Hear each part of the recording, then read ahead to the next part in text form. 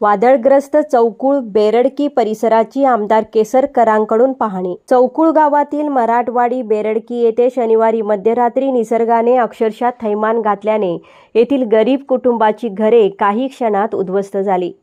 आमदार दीपक केसरकर यांनी तहसीलदार श्रीधर पाटील यांच्या उपस्थितीत या नुकसानीची पाहणी करत नुकसानग्रस्तांना धीर दिला। पालकमंत्री नितेश राणे यांनी देखील तहसीलदारांशी संवाद साधत मदतीची ग्वाही दिली।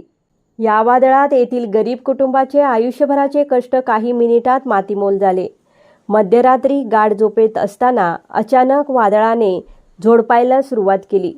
जुनी मातीची व कौलारू घरे असल्याने वादळाचा सर्वाधिक फटका या कुटुंबांना बसला।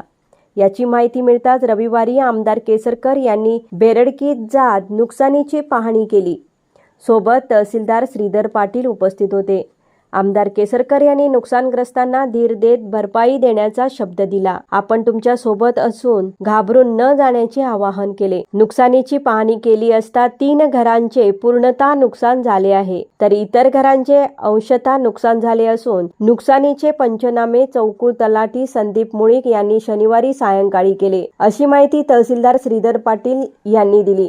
पंचायत समिती सदस्य मायकल डिसोजा, मंडळ अधिकारी संजय यादव, ग्राम महसूल अधिकारी संदीप मुळीक आदीसह महसूल अधिकारी कर्मचारी उपस्थित होते। नंबर 1 निर्धार न्यूज सावंतवाडी।